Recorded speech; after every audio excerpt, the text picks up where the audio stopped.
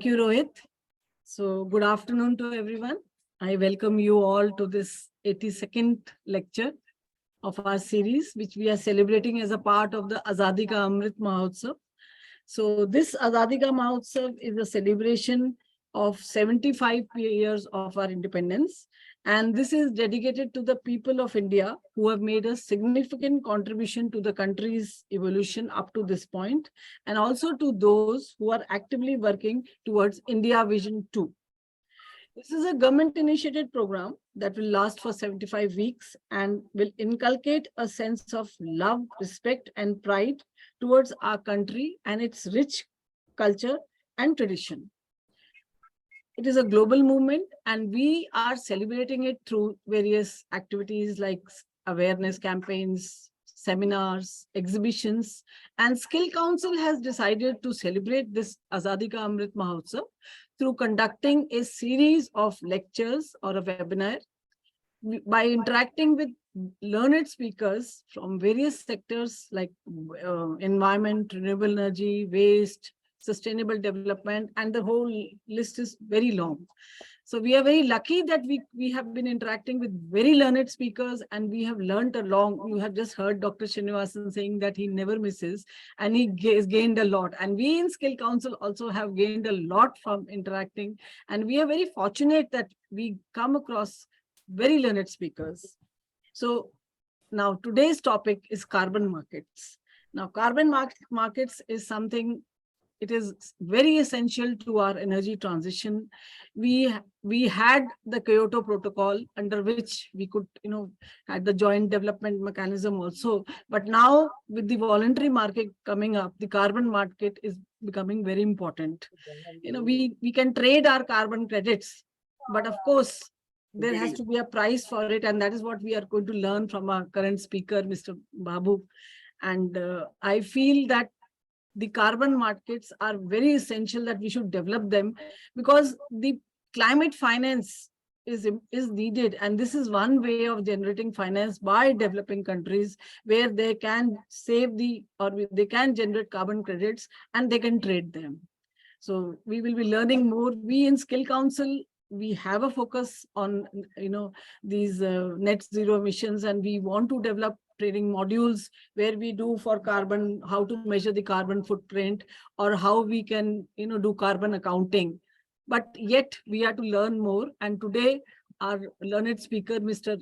Dinesh Babu, will tell us how we can really move forward in this. And we are very grateful to you that you have accepted this opportunity, and you have given us this opportunity to listen to you and interact with you. So I will now request Mr. Arpit to kindly introduce Mr. Babu, and then we are here to listen to you and learn from you. Thank you very much.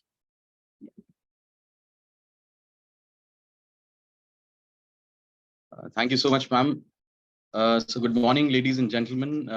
It's a great pleasure for me to introduce our speaker today.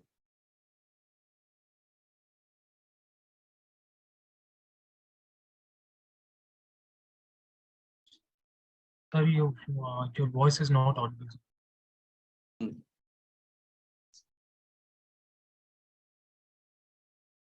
I'm unmuted. Is it audible now? Yes, sir. Yes, sir. Okay. So good morning, ladies and gentlemen. It's a great pleasure for me to introduce our today's speaker. He's going to talk about the role of public digital data infrastructure in ensuring a transparent carbon market. Mr. Yuvaraj Dinesh Babu, who has recently joined the Climate Data Action Trust as an executive director, and he shall be soon based out in Singapore. He has also worked as an executive director for Ernst & Young and led the World Bank funded State Bank of India operated 5-year 12 million grid connected project. Mr. Dinesh Babu he has also worked for the Suprabha program for 17 states in India since August 2017 and carbon advisory related assignments. Mr. Dinesh possesses a 29 years of extensive national and overseas experience in carbon markets, GHG mitigation technologies, assessments, advisory, financing, clean energy, strategic planning, risk ratings and deployment, clean energy program management, policy review and framework, innovative financing, knowledge management, and he has been advising and doing the capacity building in the field of renewable energy for a long time now. So prior to working with EY, he was with Nexent, and he was serving as a chief of party for the USAID-funded 22 million partnership to advance clean energy, PACE-D in India. And earlier, Mr. Dinesh Babu has served as a director for a Bangkok-based Asian Greenhouse Gas Emission Center as an initiative implemented by the CADT Management Institute. Mr. Dinesh possesses an extensive experience in carbon markets as a group director and CEO for a Singapore firm and a UK firm. This was between the 2015 and 2013, respectively, who were engaged in leading initiatives of the carbon market. As the CEO for Idea Carbons, the carbon rating agency, he has led its strategy for positioning the world's first carbon rating as a key tool for strengthening. Am I audible? I'm so sorry for the interruption because I'm getting. Yes, For strengthening, expanding the global compliance and voluntary carbon markets for enhancing the transparency of risk assessment. Ladies and gentlemen, please join me in welcoming Mr. Dinesh as a today's speaker, esteemed speaker. And I would like to really thank you from the bottom of my heart, Dinesh ji, for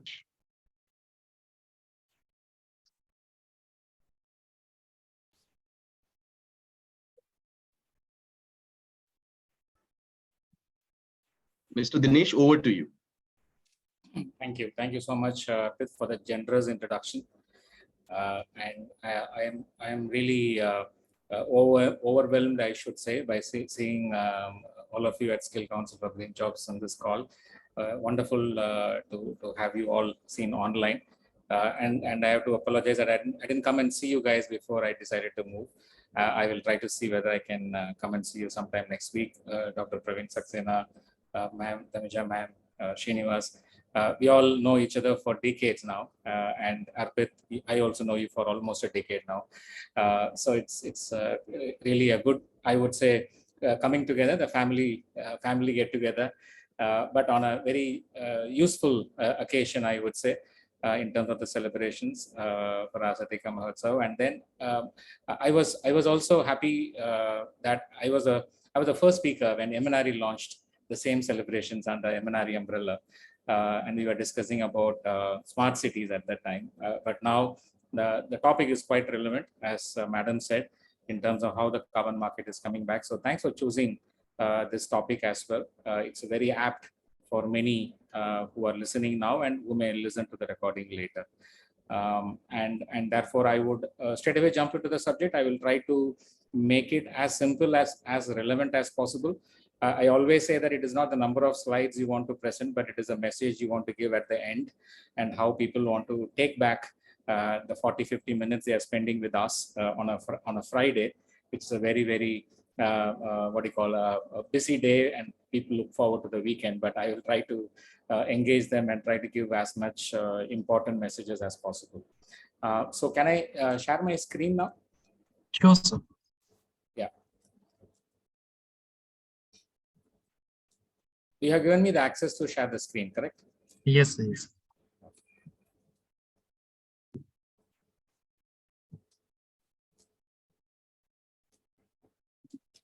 Are you able to see? Not yet, sir. It's not visible yet. Okay.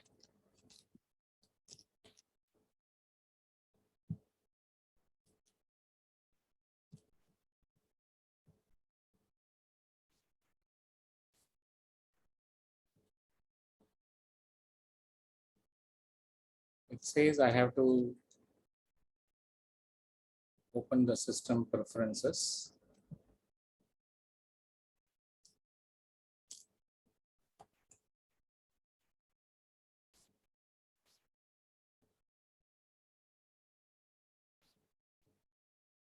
Do you have to enable something, Rohit? So just you have to click on the share screen first and just click your presentation. So for that, We have given the already- rights, right? Yes, sir. Yes, sir.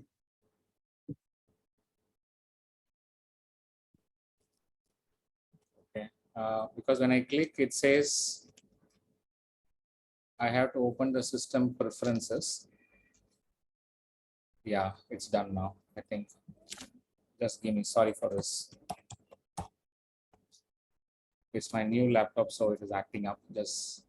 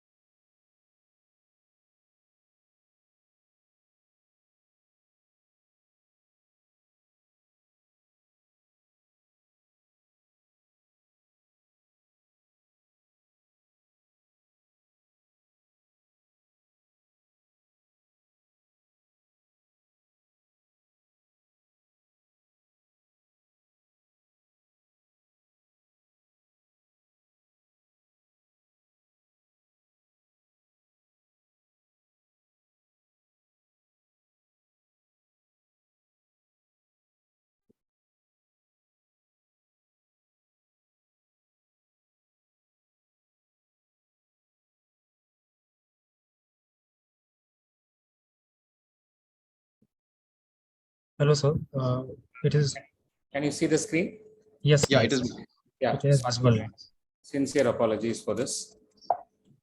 No problem, sir. Yeah, so today, as we all heard, the topic is carbon markets, and especially I would like to emphasize that the topic which I'm going to cover is not just alone carbon markets, but the kind of infrastructure we need to basically scale up the carbon markets from not only the trust and the transparency and the confidence, but also trying to scale up the financing for clean energy through the carbon markets scenario.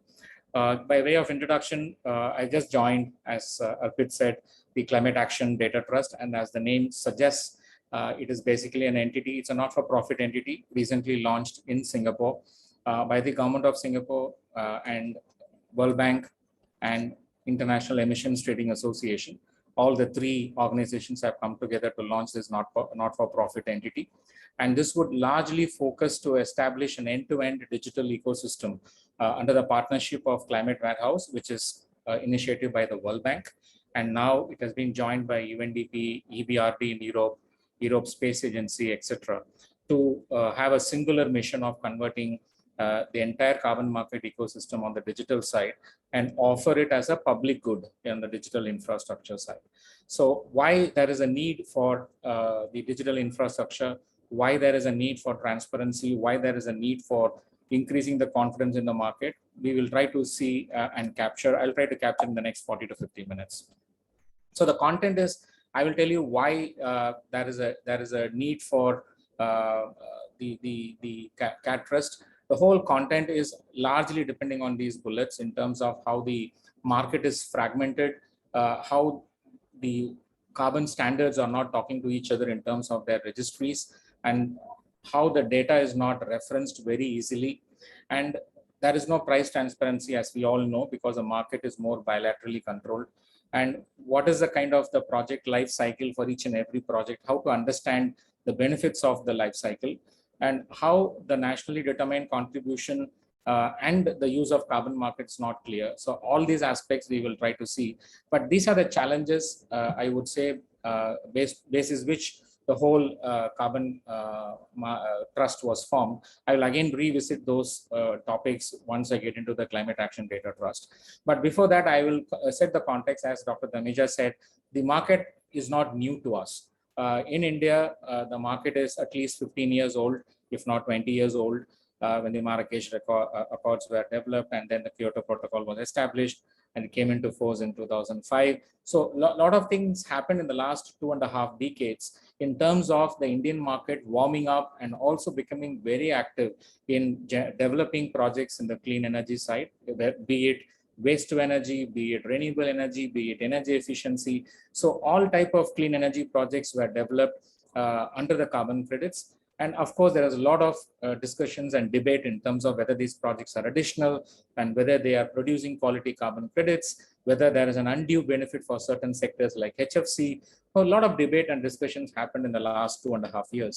But personally, I was fortunate enough to get involved in all the aspects of the project cycle, starting from the development of the project and helping the host country MOEFCC to establish the designated national authority, to give the approval and to get it registered, reviewing the projects that are coming to the UN, and then of course implementing the projects on ground, and then of course the ratings and the financing. Since I had been exposed to many of these activities, I was able to understand how the current market is setting up and how it is basically warming up to the Indian markets, carbon markets expectation.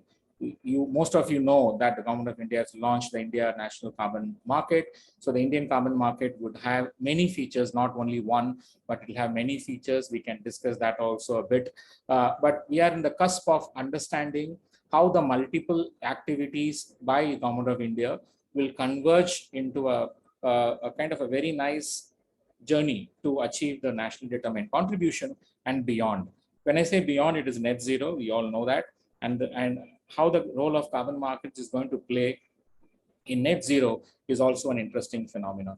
But just to spend maybe the next 10 minutes in terms of how the whole market is set up and how do you understand the fundamentals or the basics. Again, most of you know, but I would just like to touch upon in terms of the markets is bifurcated into compliance and voluntary. As you all know, the compliance, as the name talks about, it is basically mandated either by a kind of a sector. For example, the aviation sector has a CORSIA program, and then as you could see on the slide, there is an Australia emission reduction program, California carbon offset program. So there are different types of mandated program where it is mandated by an entity which has a say for the sector or the say in the country or say within the state within the country. So the compliance can take different aspects. And for you and me to understand it better, we could take within the domestic, the PAT scheme as one of the compliance scheme, though it was not generating carbon, but now it is shifting or transiting to the carbon credits. So that is one typical example of understanding what is a domestic compliance market. In terms of the domestic voluntary market or international market, there is no huge difference because the standards in the voluntary market are well known to us. Some of them are listed there, but there are many standards coming up as we speak, especially in the nature-based solution sector. But for the renewable energy, we all know how the VCS standard developed. The Vera is now it's called as Vera, the gold standard, the American Carbon Registry, the Climate Action Reserve. So a lot of standards have developed in the voluntary market, and they have their own registry to register the projects and issue the carbon credits.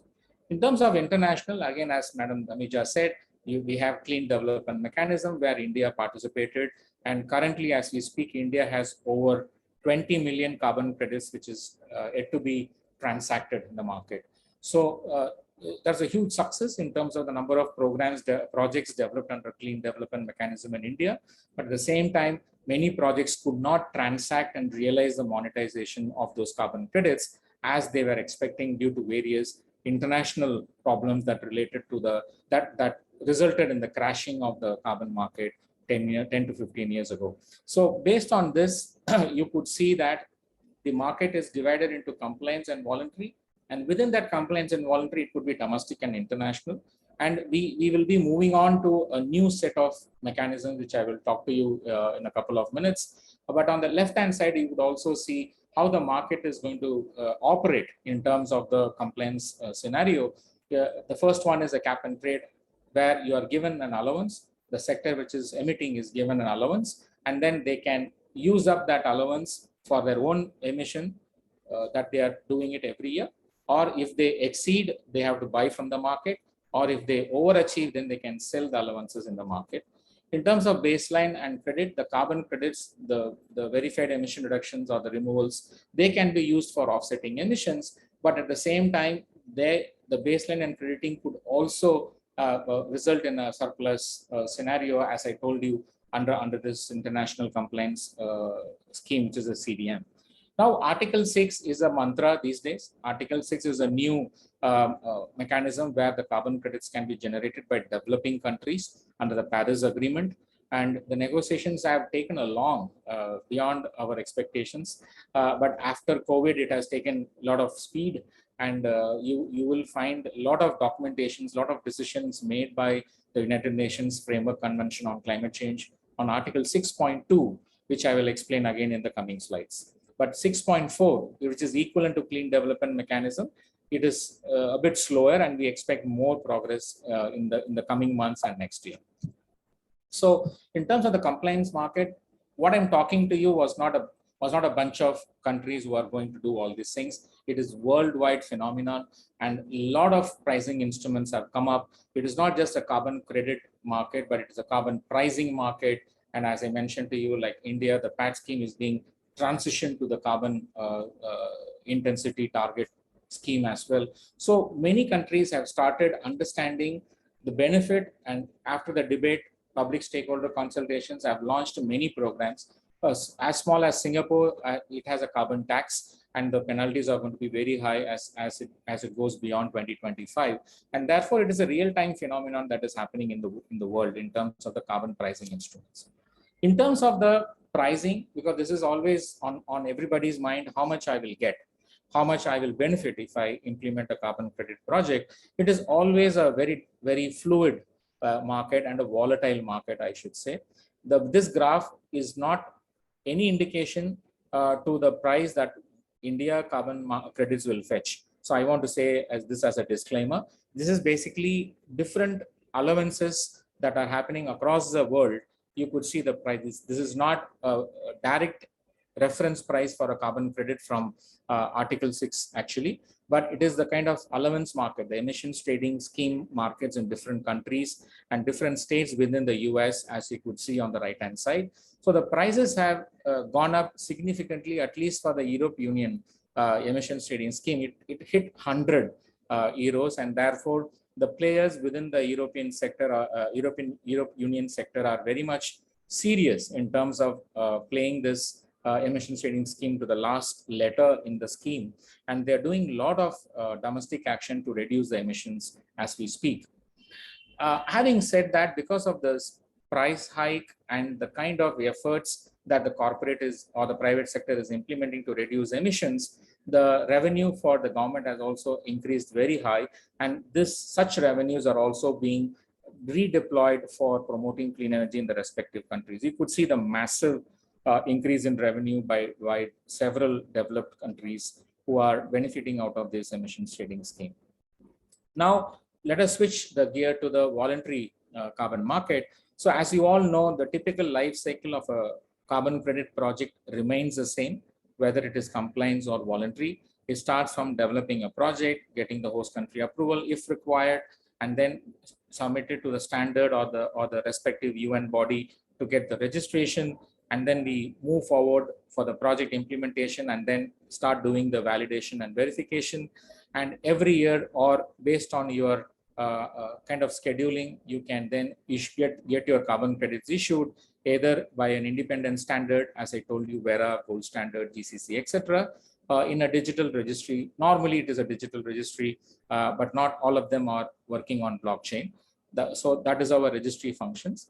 And once it is there, then you can start trading those carbon credits. And those who buy the carbon credits then retire it on the registry. So this is a kind of a typical life cycle for any carbon credit project that you would always see. Now, this is an initiative by IETA, the International Emissions Trading Association. It is called the International Carbon Reduction and Offset Alliance. And these are the partners who have joined hands in that kind of initiative. And ICROA is doing a lot of activities to bring out standardization of the processes that are being implemented by different standards. Now, the compliance market is not there. And if there is a voluntary carbon market, where is the demand coming from for a voluntary market? Because voluntary market, as the name suggests, there is no compulsion for anyone to buy the carbon credits. It is just a voluntary initiative. But in the same token, there is a lot of demand for the voluntary carbon market in the absence of the compliance market for the last 10 years. And for the last 5 years, I would say the market has taken a lot of attention and focus, and many corporates who are in the high emission intensive zone have started expressing and started purchasing and procuring carbon credits and offsetting their emissions as well.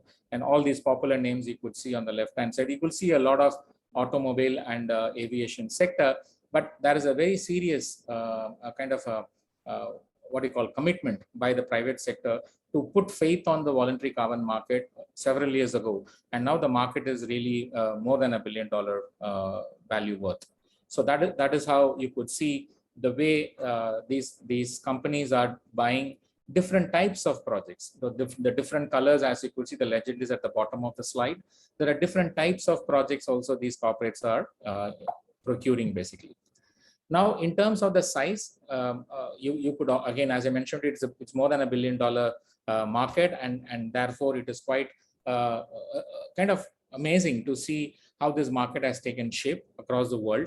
And the growth forecast is also not a small amount that they have forecasted, both McKinsey and Bloomberg. The kind of supply side is quite positive, and in the kind of demand side, again, it is positive. But the challenge is that how you would understand the difference between the compliance regime and the voluntary regime. I think that's $1 million question in terms of how the whole market is trying to get its shape actually. Now, if you need more details about how the voluntary carbon market is evolving, I will definitely be more than happy to share the slides after this presentation with organizers. But if you want to take a screenshot of this slide, you can go ahead and then you can download using the QR code on the right.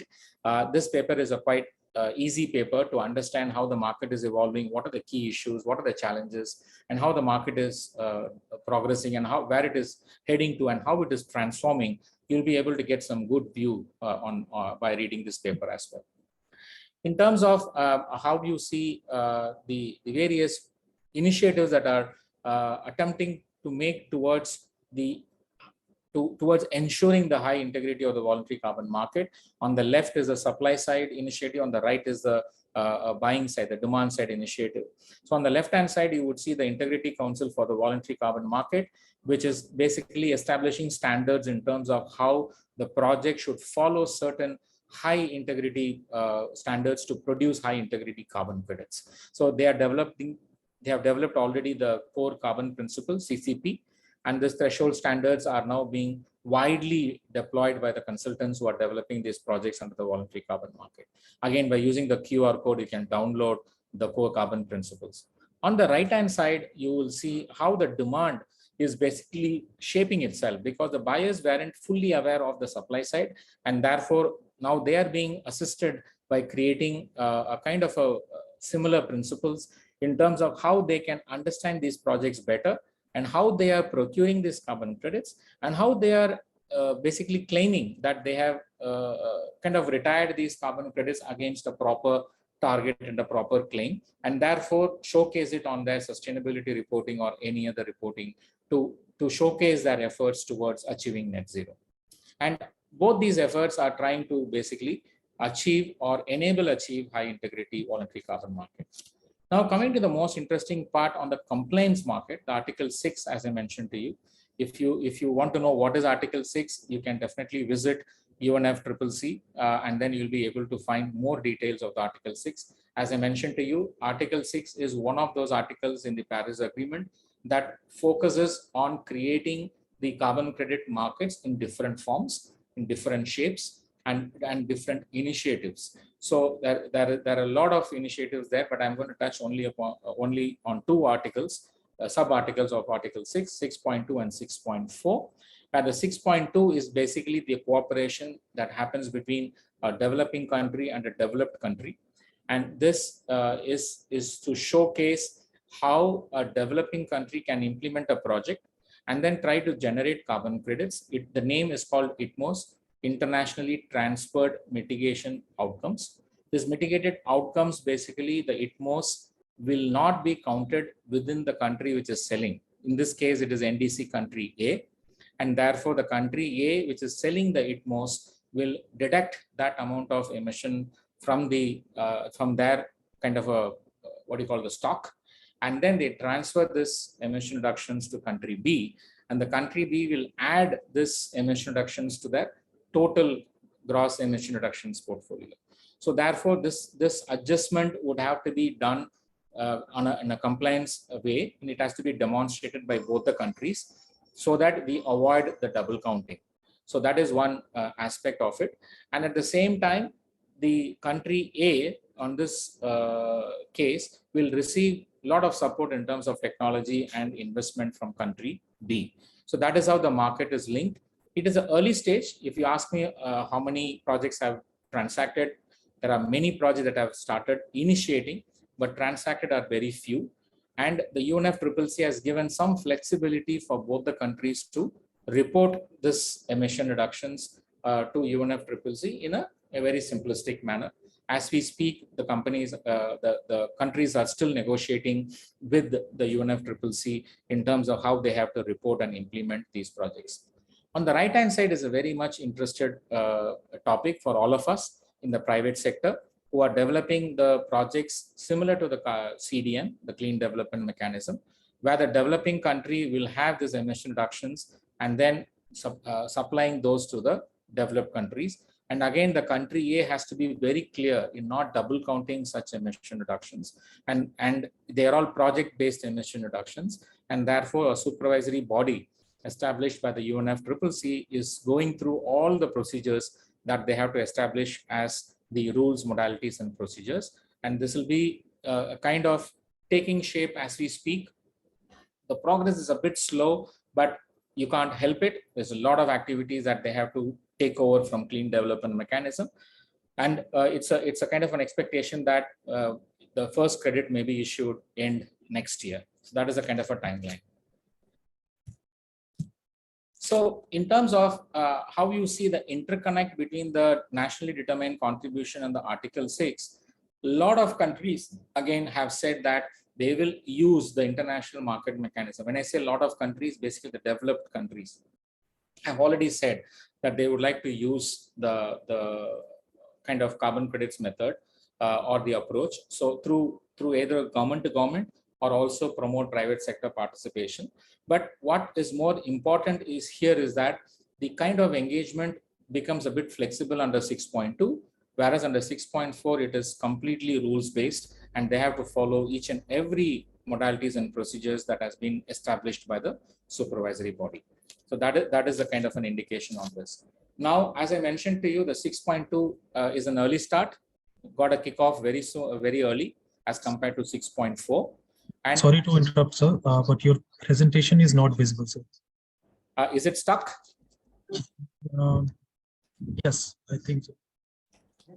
Can you please reshare your screen, Mr. Dinesh? Yes. Yeah, sure. I'll do that.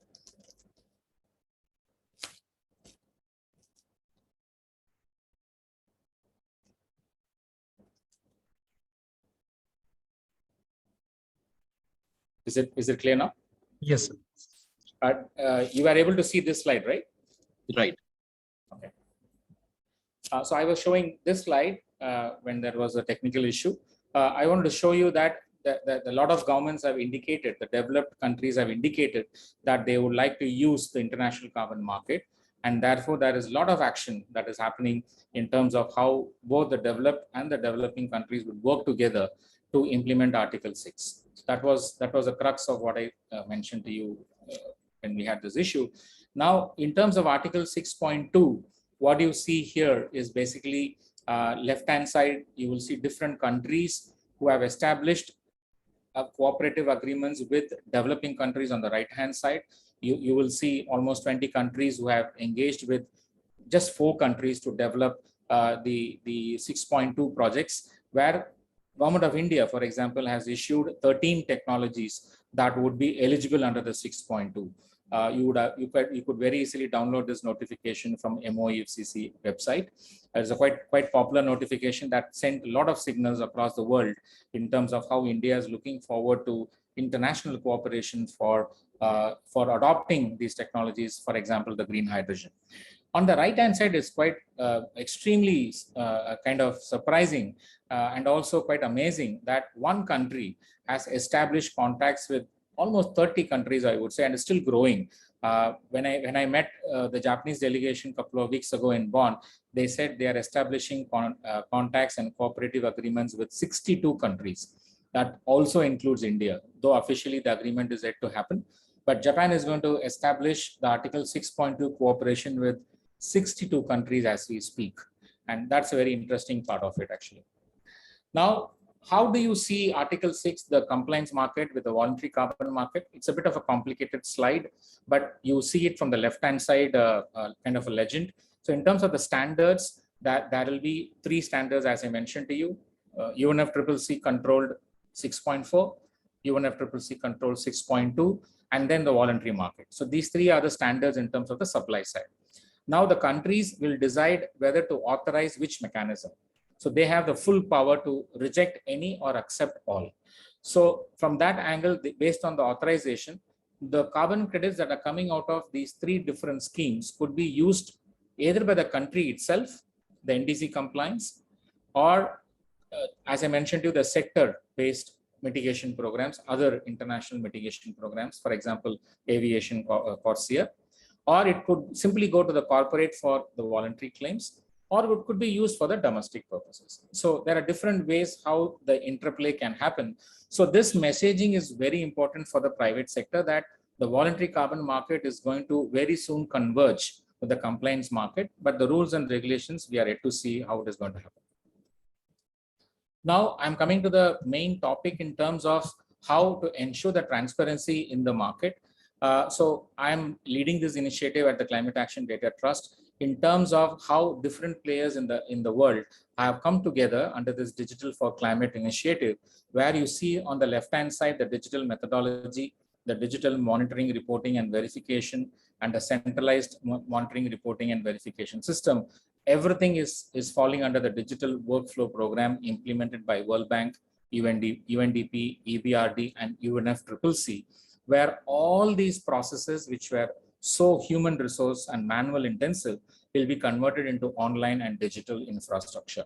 So this means that all these activities will happen online. You can develop a project design document in 15 minutes using a methodology that has been already digitized, and UNFCCC recently demonstrated this actually. And online monitoring of all the renewable energy projects, including the forestry projects, are being developed as we speak. And therefore the issuance becomes automatic. And on the digital side, we call it as native or permission token, where the registries, including UNFCCC, can issue tokenized digital carbon assets instead of some kind of a digital certificates actually. And therefore the exchanges can very easily use these credits for trading. And then the role of climate warehouse under the Climate Action Data Trust, which I'm heading, would then be able to help the right-hand side service layer, where you could see the compliance reporting, forecasting, rating agencies, benchmarking consultants, due diligence checks by the financing institutions. A lot of service sector will then be able to access the Climate Action Data Trust and get these data, which are being now published by the registries by each and every standard, the independent standards which we saw in the previous slides, or the registries that are established by each and every country. So imagine in the next 5 years, more than 150 countries plus 30 or 50 standards will all publish the information, which will be captured by the Climate Action Data Trust, and you'll be able to see all that information in one platform. That is the ultimate goal for the Climate Action Data Trust. And why we need such a platform is largely because the kind of monitoring the whole process of the Paris Agreement has come up from the bottom-up approach, which means individual countries have given individual commitments. And therefore, you will see the data is flowing from each and every country through the registry, through the standards. And therefore, there is a need for the decentralized cooperative approaches, which we saw Japan to many countries and many developed countries to developing countries under Article 6.2. And therefore, they'll be operating in different governance and different systems and different rules. And therefore, we are trying to bring this entire information, which is decentralized, in a way that it could connect the disparate climate market systems across the world. And this has come out in a stakeholder consultation, which you can see on the screenshot on the right-hand side. So based on that, now the challenges which I mentioned to you, there is no kind of aggregation of the standards. There is no centralized registries on the voluntary market. There is no reference data for both compliance and the voluntary market. Absolutely, there is no price transparency. And very few could see the whole visibility of the project lifecycle online and even offline. And therefore, they don't know exactly how the carbon credits are linked to the nationally determined contributions. So based on this challenge, there is a need that was expressed, which is that we need a common data system for showcasing the data that is openly accessible for the entire life cycle. And that is the genesis of the Climate Action Data Trust, which is a kind of an open source metadata system. And I could very proudly say that this is the first ever public good digital infrastructure platform that is developed, as I mentioned to you, in partnership with the World Bank, IETA, and the Government of Singapore under the National Climate Change Secretariat. Now, how it is going to help the compliance market is that the Climate Action Data Trust is going to act as a common data system that would connect all the registries, as I mentioned to you before, so that the entire data would build a foundation for a transparent, verifiable, and an inclusive market. And therefore, the cost effectiveness would kick in, and the kind of price, the disparate price discovery would also become unified and standardized also to kind of promote a very high environmental integrity. The key features, it's an open source platform, and the registries who are providing data to the platform would provide on their own. There is no compulsion to provide the data to us. And it is completely on a blockchain base. So therefore, there is an immutability, and nobody can backtrack the action that they have taken on the registry on a project to project and credit by credit basis. So the value proposition, you would remember in the previous slides, I told you the supply side and demand side. We sit very nicely and beautifully between these two sides, and then try to integrate these two markets and provide the much needed transparency for the same. So what we have done is that we have created a common data taxonomy, which means we have created close to 40 data parameters that each and every registry can publish and push that data to our platform. And through the blockchain, we are connecting all the registries so that stakeholders like you and me can download the information, compare the information, analyze the information, rate the projects, and then understand the trends that are happening. All these aspects could happen in a completely transparent manner. And as I mentioned to you, the data is being surfaced, and therefore you could see whether the same project is registered twice, whether the same project is selling the carbon credits twice, and whether they are using different standards for the same project. All that aspect related to double counting, double claim, and double use, you will be able to analyze it based on the data which is emerging out of the platform. And therefore, it is extremely possible to find out how the transparency and the trust is coming out of this carbon trading. Now, it's a bit of a complex slide, but just to showcase to you how the whole market is getting into structuring itself. There are 4 different layers we find out. And then this platform, the Climate Action Data Trust, is trying to integrate all the 4 layers. To make it simple, at the top, you could see the exchanges which are going to do trading of the carbon credits. At the second row, you could see all the countries which have the registries and the independent standards which have the registries, and the regional initiatives like Africa, West Africa Alliance, Carbon Market Alliance, they have the regional registries. All these registries can connect with the Climate Action Data Trust, and the information could be provided in a comprehensive manner to the exchanges. So all the transaction layer, registry layer, and metadata layer can work in tandem. And based on the data that the Climate Action Data Trust is going to host, you will find all the service layer, which I explained to you before, take the benefit for downloading the data and developing the service out of that by creating analytical reports, by creating ratings, by creating any other benchmark, and creating a risk assessment for investment. All this benefit is associated with the Climate Action Data Trust. So just a slide to showcase to you what are the individual benefits that each and every stakeholder can draw out of this this Climate Action Data Trust, and how it is going to bring all these players together in terms of accessing the information, and then also trying to understand how they can interact amongst each other, and how they can also improve their service delivery to the stakeholders, whether in the government sector or in the private sector. Now, the technology used is a Chia blockchain. As I mentioned to you, it offers the immutability, and it is a sustainable blockchain in terms of the overall power consumption as well. And therefore, this Chia was selected by the World Bank after doing a very extensive due diligence in terms of different platforms and different blockchain platforms that are available across the world.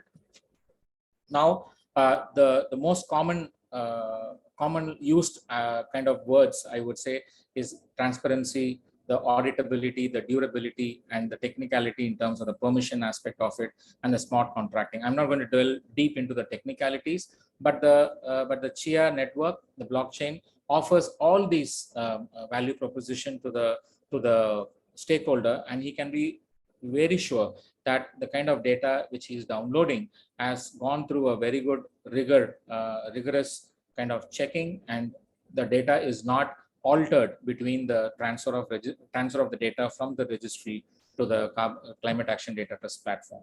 This is the 40 data set parameters that we mentioned to you earlier. This data model is now finalized, and most of the registries have agreed that they can share all this data to our platform. And these data, if you want today, you have to go to individual registries manually and then download the data. And because we have now arrived at a common data model, all the registries can automatically push this data based on this data model to our platform. So that is the beauty of this data scheme. Now the data flow, as I mentioned to you, from the existing registry, it goes to the Climate Action Data Trust node, which is hosted by the registry itself, which means the flexibility is given to the registry. And then they publish the data on the blockchain network. And then the Climate Action Data Trust has a user interface, and it will start providing the data, which I will try to showcase in a bit. Now, how do you upload data? The registries can choose any method to upload their data on our website.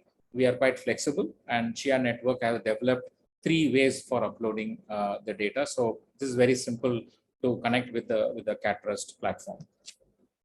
And this is a data layer, as I mentioned to you. The 40 parameters data layer would then be put on the public blockchain, and therefore each and every time there is a change in the registry, the data is automatically updated on the blockchain, and it can't be reversed. If it has to be updated, then it has to create another block, and then it goes into the chain.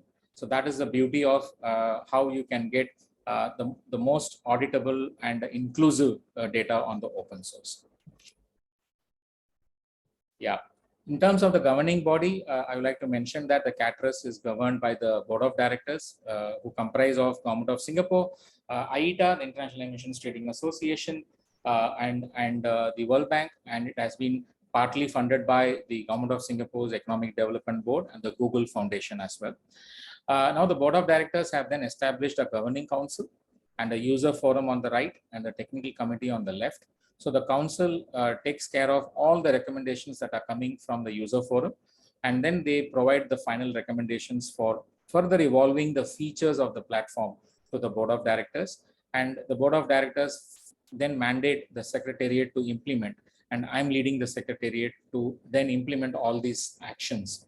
But having said that, since CADT Trust was just established in December, there is a governing council that was established with 6 countries and 4 major standards, and 2 user forum members will also join the council.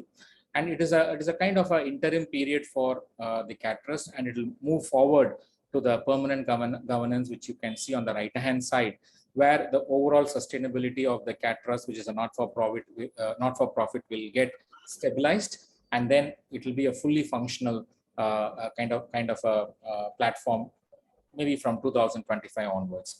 So that is a basis based on which we are right now in the interim period, because the inception was already done, it was launched, and as we speak, we are implementing and connecting with few registries in the independent segment, and we'll be connecting with the government registries in the next quarter as well.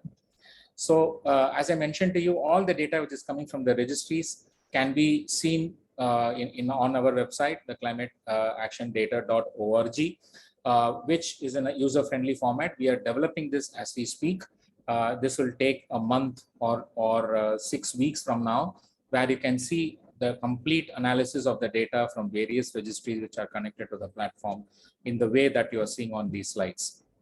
As regards the timeline, as I mentioned to you, our current priority, we are at the stage 5, where we have started onboarding the registries, and we will have the full-fledged data dashboard launch in July, and then we'll continue to onboard with the government and the independent registries moving forward. So that's the kind of a timeline we have.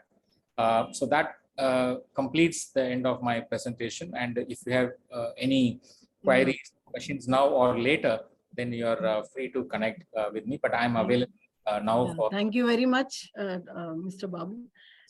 This is a very latest perspective and overview of how the digital technology, it is very different from how we were doing the CDM projects earlier. So one basic question I want to ask you is, what about the transaction costs? See, the CDM projects earlier, they faced this, that the transaction cost was very heavy. So in digitizing this, and how difficult it will be to, you had said the Chia blockchain and all that. So how will you reach the stakeholders? What I have heard, like there was a webinar series, the small projects for cook stoves, like the Indian Carbon Markets Association, they have taken up small projects. How will these stakeholders reach you? Yeah, please. After that, I will open the chat. Yeah, sure. No, that's a very, very relevant question. The transaction costs for developing carbon credits have always been a challenge to the small scale projects. Right now, there are 2 or 3 different ways to answer your question. Number one, all the cook stove, biogas, the LED lamps projects or the off-grid projects are being developed by big developers who are investing upfront on the capital cost. So when they invest on the capital cost, they also take care of the transaction cost, which is related to the registration, validation, verification, monitoring, etc. So that part is completely taken care of by the developers who are deploying these projects on ground. That is one type of answer. Second is that the connectivity for the entire digital infrastructure to us is free. So there is no fee that is being charged by the climate action data. So any registry which has the data can simply connect to us, and for any transaction and for every transaction, we are not charging anything right now. But moving forward, as I showed you on the permanent governance, we may have to sustain for ourselves because we are now surviving on grants. So probably we may have some very, very limited fee that we would charge on the developers, not on the stakeholders actually, who are investing huge in these big projects. And we are now trying to understand what should be the fee structure, but that is at least 2 years away from now. But right now it is free platform where the registries can publish the data. The third answer is that the compliance scheme where the UN is developing the 6.4, the kind of transaction cost is being discussed as we speak, so that the same set of project consultants shouldn't charge very high in terms of the project development, which has become very reasonable these days. But in few cases, it is going to be very expensive. But that is also being kind of monitored by UN, and I believe the transaction cost will be a cost-effective approach that the market would take. Yeah. So I move on to the chat box. If you can, ma'am, before that, I have a small question. Yeah, please. I've been a finance person myself. So, Mr. Dinesh, thank you so very much. So, in between a lot of forums, many a times I've heard a lot of stakeholders, including academia, civil society, and various market players.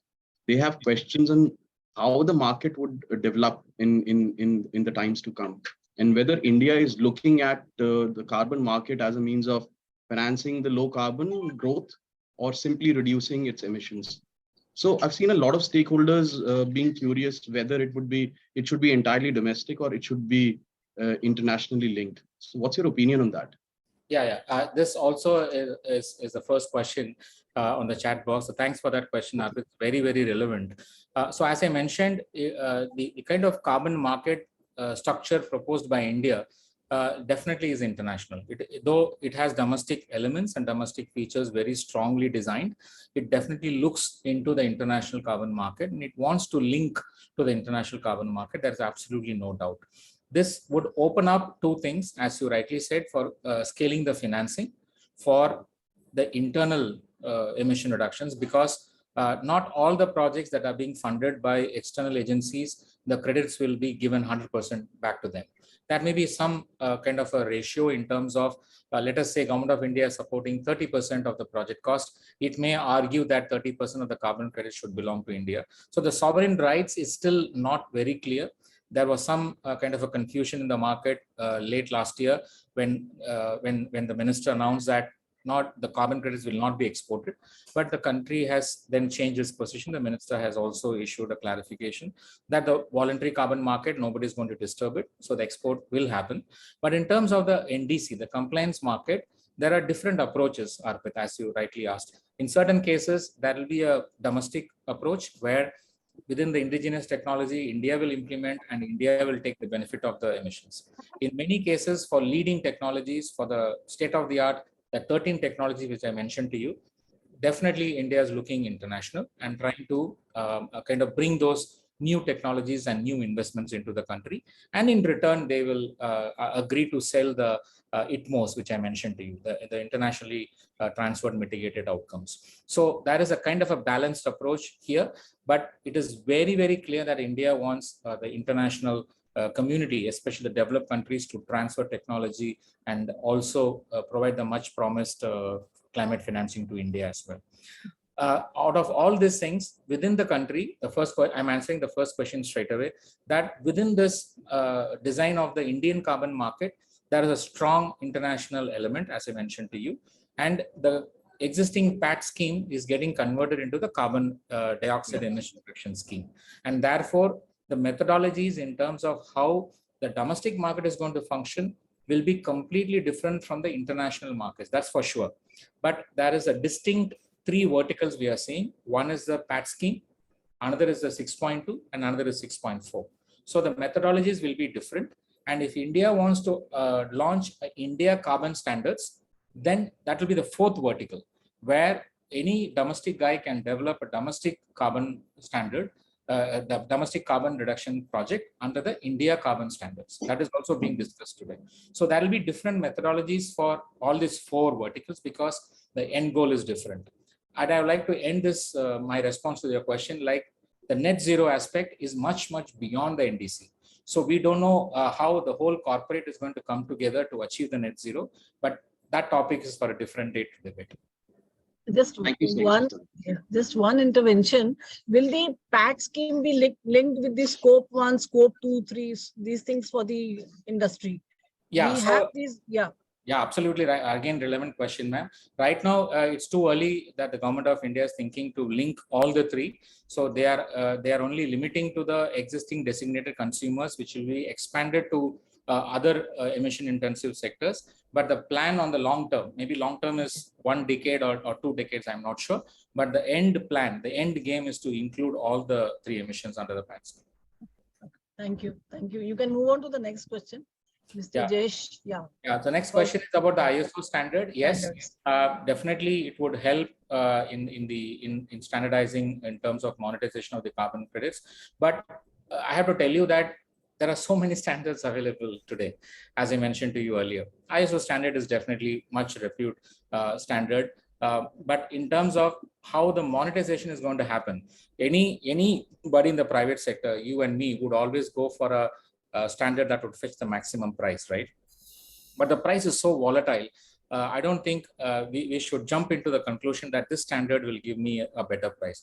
I think it is more about your project itself. Irrespective of the standard, your project should stand on its own, irrespective of the methodology. So the Cook Stoves has now become a commercial project than a community project these days. This is my personal view. So therefore, it all depends on how you construct the project and how you showcase not just the technicalities of the baseline and additionality and the monitoring methodology as per the standard, whether it is ISO or Vera or gold standard, but it is more on how you showcasing the community benefits and the sustainable development goals. How are you trying to showcase the core benefits of the project? I think these are the new terminologies, these are the new shades that are coming up into the carbon market, and the buyers are very much aware not to get into any controversial project. And therefore, I would say that Definitely ISO standard is helping, but it is not the only standard that would give you the best quality. There are many standards that are in the market, and you have to choose the right one to get a better position, better cost position for your project. So there is one comment from Dr. Majumdar. I think you must be knowing him. Yes, yes. I met him. So he has thanked you and thanked Skill Council Thank you that so we could, we could give this link him to his past memories about this area. Then there's one question from this Mr. Jayesh. Jayesh again.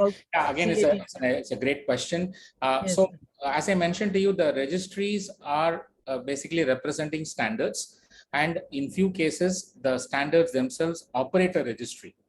Right. So therefore, what happens is that whatever the registry is publishing on their website, that we considered as a data that is relevant to that particular project. Now, we are not going to assess the validity of that particular data from that particular registry. Instead, we are allowing them to pass it on to the blockchain in our platform, so that it is being kind of validated by certain blockchain set of people who are providing the consensus on the data. So it is very difficult to check each and every aspect of the registry data, because the registries are so kind of following the procedures to publish all the project related data. Now, what happens if we don't do the checking for the data validity? What will happen? That is what is the beauty of this whole platform, is that the whole data validity is going to surface itself, because there is going to be all the registries connecting with the CADT platform. And therefore, when you download the data and do the filtering and the analysis, you'll be able to find what is surfacing. The good quality, high quality projects are going to surface itself, whereas the projects with the dubious attention are going to stay in the bottom. And you will automatically be able to understand what is the quality of the data and where it is coming from. And that's why we have kept it as a bottom-up approach, where it is an open source process, where we can judge the kind of data and the kind of projects quality that are being showcased by the CADT data. We are not an auditor, so we won't audit actually, but we are ensuring that the technology itself enables that kind of an audit. Okay. Will the price also of the carbon credits be published, or is it? Ma'am, I'm really impressed the way you're asking these questions. No. I had a lot of opportunity in Delhi government to implement the climate change agenda. Yes. And there I got into all this. You know? So the pricing is a very sensitive point, as you may agree with me. So we are at present, we have chosen not to publish any pricing information unless the registries agree to do so. And I don't think registries will publish any pricing. They will not declare. Because they themselves, then they are discriminating their own projects. Yeah. So therefore, right now, the pricing is out of the purview. Okay. I want, doctors, I'm avoiding, please, Dr. Saxena, he wants to, please. Dinesh, one small suggestion from your side. Sir. In fact, subject related questions have been asked, and I think questions have already enriched all of us, frankly speaking. What kind of since I am now with skilling and skilled manpower, I would like to have your suggestions as to what kind of courses at different level we should try to introduce so that there is a better employability of people who are being educated. So this question is coming to us for a couple of months now, as to what kind of a net zero में हमें क्या introduce करना चाहिए, carbon emissions में क्या introduce करना चाहिए. So any suggestions maybe now or maybe subsequently is welcomed as to, for example, if you need manpower at a slightly lower level of ITIs and things like that, what kind of a add-on course we can introduce there, or at diploma level or engineering level, what kind of a courses we should introduce. It may not be a full-fledged program, but it could definitely be some add-on courses credits, which probably will result these people into getting better jobs or maybe more opportunities in different corporates. So I would request your suggestion if you can do something now, or maybe subsequently we can exchange this on mail as to what kind of a courses we should develop, maybe 4, 5, 6 courses relating to this subject? Yes, sir. No, absolutely. So that's again a great question. In terms of Article 6, which is the carbon trading, which you may know, the carbon trading as a training has to start now because the rules have changed, the approach has changed, and therefore it is much essential for the professionals who have just completed that 2 years, 3 years in the environmental industry. They should be immediately be able to understand and appreciate the training courses that are being made available. And if Skill Council launches that courses, it has a lot of authenticity, and therefore the Article 6.2 and 6.4 related courses will be very much appreciated by the public. That's the immediate one. Second is the digital infrastructure, especially the public good infrastructure on the digital side. The IT Council, you should be able to collaborate with them and then try to develop the carbon related, the environmental related courses on the digital infrastructure for the environmental side of it. And one part will be carbon market. There could be many other parts, the digital monitoring, which I mentioned to you, the digital project development I mentioned to you. A lot of digital aspects are happening. So that's the second vertical, I would say. The third one is the kind of carbon finance aspect of it, because there's a lot of youngsters who are willing to enter into the financing part of the climate. And climate financing structuring is though even we have learned it 30 years, 40 years now, but now things have changed. There's a lot of structuring that is happening in the market based on the digital aspects of it.